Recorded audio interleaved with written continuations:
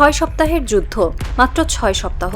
অথচ এই 6 সপ্তাহ আমেরিকার সামরিক ইতিহাসে এক ভয়াবহ অধ্যায় হয়ে থাকবে। কারণ এই যুদ্ধে আমেরিকা হারিয়েছে সবকিছু। হারিয়েছে অস্ত্র, হারিয়েছে অর্থ, হারিয়েছে মিত্র, হারিয়েছে আত্মবিশ্বাস, হারিয়েছে আধিপত্য। পেন্টাগনের মিসাইল ডিফেন্স এজেন্সির পরিচালক জেনারেল স্টিভ কাউন্সি নিজেই স্বীকার করে নিয়েছেন, ইন্টারসেপ্টর ক্ষেপণাস্ত্রের মজুদ আগের অবস্থায় ফিরিয়ে আনতে কয়েক বছর সময় লাগবে। বছরে মাত্র 100টি থার্ড ইন্টারসেপ্টর তৈরি করতে পারে আমেরিকা। অথচ ইরান মাসে তৈরি করছে 200 থেকে 300 ব্যালিস্টিক মিসাইল। $15 মিলিয়ন ইন্টারসেপ্টর আর কয়েক লাখ ডলারের ইরানি মিসাইলের অঙ্কটা চূড়ান্ত বিপর্যয় ডেকে এনেছে। ব্রিটিশ প্রতিরক্ষা থিঙ্ক ট্যাঙ্ক রুশি এর বিশ্লেষণ অনুযায়ী যুদ্ধের প্রথম 16 দিনেই যুক্তরাষ্ট্র, ইসরায়েল ও উপসাগরীয় দেশগুলো প্রায় 4200টি প্রতিরক্ষা সরঞ্জাম ব্যবহার করেছে। মার্চের শেষ সপ্তাহ নাগাদ যুক্তরাষ্ট্রের থার্ড সিস্টেম, ইসরায়েলের অ্যারো ও ডেভিড স্লিং এবং উপসাগরীয় দেশগুলোর প্যাট্রিয়ট ব্যাটারির মজুদ প্রায় ফুরিয়ে এসেছিল। যুদ্ধে খরচ হয়েছে $100 বিলিয়ন। শুধু প্রথম সপ্তাহেই খরচ ছিল $11 বিলিয়ন। মার্কিন নৌবাহিনী ইরানের বিরুদ্ধে নিক্ষেপ করেছে 850টির বেশি টমাহক মিসাইল। প্রথম 16 দিনে যুক্তরাষ্ট্র ও ইসরায়েলের বিমান বাহিনী প্রায় 7110টির বেশি ক্ষেপণাস্ত্র ও বোমা ব্যবহার করেছে। এখন এই ফাঁকা ভাণ্ডার পূরণ করতে পেন্টাগন চাচ্ছে আরও $200 বিলিয়ন, যা 2026 সালে পেন্টাগনের মোট বাজেটের 1/5। এত অর্থ কি কংগ্রেস দেবে, সেটাও অনিশ্চিত। একজন মার্কিন সিনেটর বলেছেন, আমরা ইরানের সঙ্গে যুদ্ধ করে নিজেদের দুর্বল করে ফেলেছি। এখন আমাদের শত্রু চারদিক থেকে ঘিরে ধরেছে। চীন, রাশিয়া, উত্তর কোরিয়া সবাই আমাদের দুর্বলতা টের পেয়ে গেছে। এটা খুবই বিপজ্জনক। ইরান যুদ্ধের সবচেয়ে বড় প্রভাব পড়েছে মধ্যপ্রাচ্যে মার্কিন উপস্থিতিতে। ইরাক থেকে যুক্তরাষ্ট্র তাদের সব সৈন্য প্রত্যাহার করতে বাধ্য হয়েছে। 2003 সালে ইরাক আক্রমণের পর থেকে প্রায় 22 বছর ধরে সেখানে ছিল মার্কিন সেনা। গ্রিন জোন নামে খ্যাত সেই বিশাল সামরিক এলাকা থেকে আজ সবাই চলে গেছে। শুধু ইরাক নয়, সিরিয়া থেকেও সৈন্য প্রত্যাহার করেছে যুক্তরাষ্ট্র। 2015 সাল থেকে সিরিয়ায় শক্তিশালী সামরিক উপস্থিতি নিশ্চিত করে আসছিল তারা। আন্তর্জাতিকভাবে বহু আপত্তি থাকলেও তারা সিরিয়া ছাড়েনি। কিন্তু ইরানের সঙ্গে এই যুদ্ধের পর তারা সিরিয়া থেকেও সৈন্য সরিয়ে নিয়েছে। একজন সিরিয়ান বিশ্লেষক বলেছেন, এটি সিরিয়ার জন্য মুক্তির বার্তা। যুক্তরাষ্ট্রের সৈন্যরা আমাদের মাটি ছেড়েছে, এটা ইরানের প্রতিরোধের জয়। 2015 সাল থেকে তারা আমাদের দেশ দখল করে রেখেছিল, আজ আমরা স্বাধীন। মধ্যপ্রাচ্যের রাজনীতিতে এটি এক বড় পরিবর্তন। যুক্তরাষ্ট্র তাদের সবচেয়ে শক্তিশালী ঘাঁটি খালি করে দিয়েছে। এখন এই শূন্যস্থান পূরণ করবে ইরান। ইরান এখন সিরিয়া ও ইরাকে তার প্রভাব আরও বাড়াবে, আর যুক্তরাষ্ট্র সেটা দেখে কিছুই করতে পারবে না। কারণ তাদের হাতে অস্ত্র নেই, নেই সেনা, নেই অর্থ। ইরান যুদ্ধের পর আরেক বড় পরিবর্তন দেখা গেছে উপসাগরীয় মিত্রদের অবস্থানে। সংযুক্ত আরব আমিরাতের ক্রাউন প্রিন্স সম্প্রতি চীন সফর করেছেন। সেখানে তিনি চীনের সঙ্গে সামরিক সম্পর্ক আরও জোরদারের ইঙ্গিত দিয়েছেন। মানে যুক্তরাষ্ট্রের মিত্ররা এখন চীনের দিকে ঝুঁকছে। শুধু আমিরাত নয়, সৌদি আরবও চীনের সঙ্গে সম্পর্ক বাড়াচ্ছে। কাতার, ওমান, কুয়েত সবাই এখন দুই শক্তির মধ্যে ভাগ হয়ে যাচ্ছে। কেউ কেউ ইরানের সঙ্গেও সম্পর্ক বাড়াচ্ছে। এটি যুক্তরাষ্ট্রের আধিপত্যের জন্য এক বড় সংকট। মধ্যপ্রাচ্যে যুক্তরাষ্ট্রের প্রভাব কমে যাওয়ার সঙ্গে সঙ্গে মিত্ররা অন্য শক্তির সন্ধান করছে।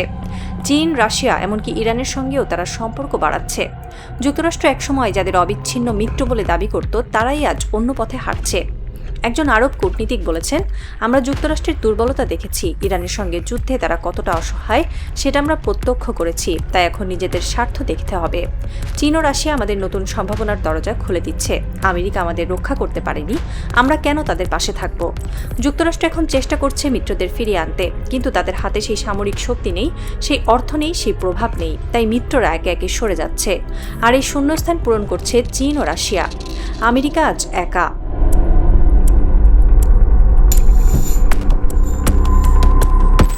এই যুদ্ধের আরেক বড় শিকার হলো ব্যয়বহুল প্রযুক্তি সবসময় জয়ী হয় না। যুক্তরাষ্ট্রের রাডার সিস্টেমগুলো 5000 কিলোমিটার দূর থেকে লক্ষ্য শনাক্ত করতে পারে।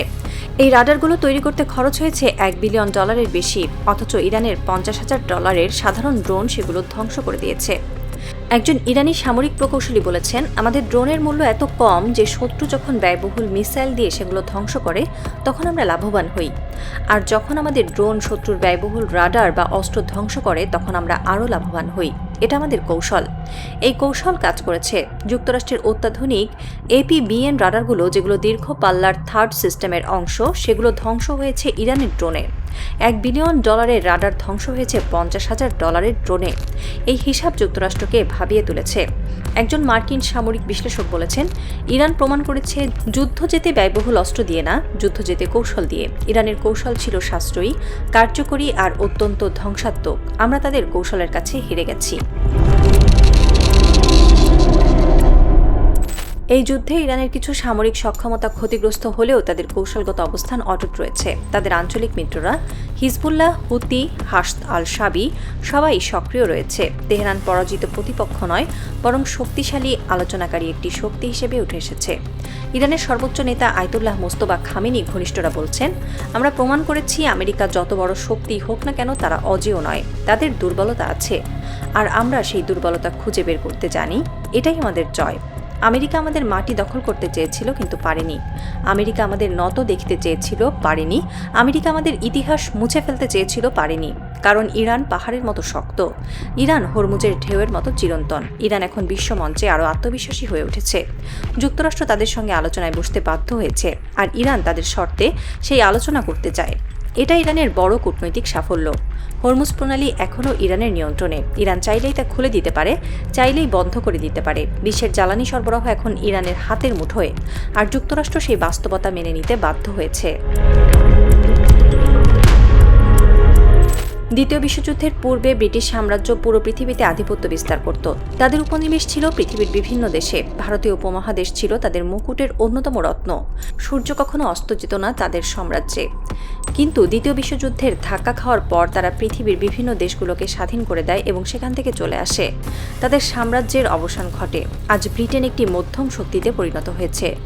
ইরানের সঙ্গে সংঘর্ষের পর যুক্তরাষ্ট্র কি এখন সেই একই পথে হাঁটছে? তারা কি তাদের পৃথিবীব্যাপী ঘাঁটিগুলো, বিশেষ করে মধ্যপ্রাচ্যে, সেখান থেকে সরে গিয়ে নিজেদের ভূখণ্ডকে নিরাপত্তার জন্য জোর দেবে? একজন ইতিহাসবিদ বলেছেন, প্রত্যেক সাম্রাজ্যেরই পতন ঘটে। ব্রিটিশ সাম্রাজ্যের পতন ঘটেছিল দ্বিতীয় বিশ্বযুদ্ধের পর। আমেরিকান সাম্রাজ্যের পতন ঘটছে ইরান যুদ্ধের পর। ইতিহাস নিজেকে পুনরাবৃত্তি করে। আমেরিকা এখন বুঝতে পারছে পৃথিবীতে তারা আর একা নয়। চীন, রাশিয়া, ইরান, 3 শক্তি মিলে তাদের আধিপত্যকে চ্যালেঞ্জ জানাচ্ছে, আর তারা সেই চ্যালেঞ্জ মোকাবেলায় অপ্রস্তুত। ইরান যুদ্ধ প্রমাণ করে দিয়েছে আমেরিকার দিন শেষ। তাদের হাত থেকে বিশ্বের নিয়ন্ত্রণ চলে যাচ্ছে। নতুন বিশ্ব ব্যবস্থা গড়ে উঠছে, আর সেই ব্যবস্থায় ইরান একটি শক্তিশালী শক্তি হিসেবে আবির্ভূত হবে। ডোনাল্ড ট্রাম্প ইতিহাসের পাতায় সবচেয়ে ব্যর্থ প্রেসিডেন্ট হিসেবে চিহ্নিত হবেন। তিনি যুক্তরাষ্ট্রকে একটি অপ্রয়োজনীয় যুদ্ধে জড়িয়েছেন। তিনি যুক্তরাষ্ট্রের অস্ত্রের ভাণ্ডার ফাঁকা করে দিয়েছেন। তিনি যুক্তরাষ্ট্রের অর্থনীতি ধ্বংস করে দিয়েছেন। তিনি যুক্তরাষ্ট্রের মিত্রদের হারিয়ে ফেলেছেন। তিনি যুক্তরাষ্ট্রের আন্তর্জাতিক মর্যাদা ধূলিসাৎ করে দিয়েছেন। ট্রাম্প ভেবেছিলেন ইরানকে নত করতে পারবেন, তিনি ব্যর্থ হয়েছেন। ট্রাম্প ভেবেছিলেন মধ্যপ্রাচ্যে আমেরিকার আধিপত্য বাড়াতে পারবেন, তিনি আরও ব্যর্থ হয়েছেন। ট্রাম্প ভেবেছিলেন নিজের রাজনৈতিক অস্তিত্ব বাঁচাতে পারবেন, তিনি সম্পূর্ণ ব্যর্থ হয়েছেন। একজন রাজনৈতিক ভাষ্যকার বলেছেন, ট্রাম্পের প্রেসিডেন্সি ছিল এক বিপর্যয়, তিনি যুক্তরাষ্ট্রকে ধ্বংসের পথে নিয়ে গেছেন। ইরান যুদ্ধ তার সবচেয়ে বড় ব্যর্থতা। ইতিহাস তাকে কখনো ক্ষমা করবে না। ট্রাম্প এখন হোয়াইট হাউসে বসে আছেন একা, তার পাশে কেউ নেই। তার মিত্ররা তাকে ছেড়ে চলে যাচ্ছে, তার দলের নেতারাও তার সমালোচনা করছে, তার পরিবারের সদস্যরাও তার থেকে দূরে সরে যাচ্ছে। ট্রাম্প একা, আর এই একা থাকার যন্ত্রণা তাকে শেষ করে দেবে।